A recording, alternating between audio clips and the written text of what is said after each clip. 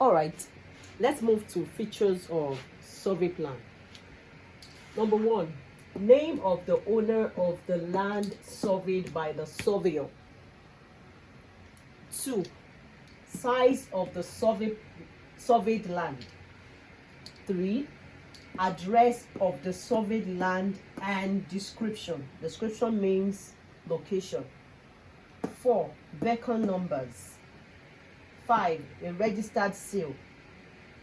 6, signature of the surveyor and the date it was drawn up. 7, survey plan number. All right, I would like to explain one after the other. Follow me closely. Name of the owner of the land surveyed by the surveyor. The person that owned the property, his name is very important. Like I said, I said earlier that you have to put the name, the land has to be registered in the name of the owner of the property. So the name of the person would appear on the survey plan. Now the second one, the size of the surveyed land. Is it an acre? Is it a 300 square meter? Is it 5 hectares? The size of the land has to be quoted on the survey plan.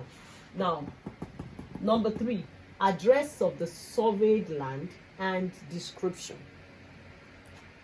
The address, so place, number so, or including the local government, the area where the land is located has to be shown in the survey. All right, the next is the beacon number. I was mentioning the boundaries. So there's something we call beacon. So those points, those boundaries should have numbers. Those are what we call beacon numbers. Those boundaries where you have, where I mentioned the other time about the boundaries, those boundaries should have numbers. So those numbers should be quoted on the survey plan, because those are the things that also helps in locating the property whenever you want to use the survey plan to locate the property. Now the next is registered seal. I said earlier that you should use a registered surveyor. We have different kinds of surveyors. Some surveyors are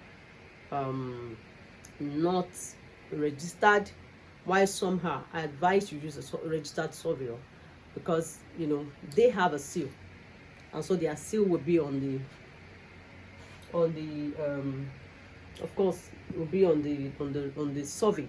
And aside that, the seal that shows that you have registered it is necessary, and it will be there. So the signature of the surveyor and the date it was drawn up. The signature of that surveyor that is drawing up your survey for you, it's very important. The signature is there. Now the last one is survey plan number. Every survey plan must have a number.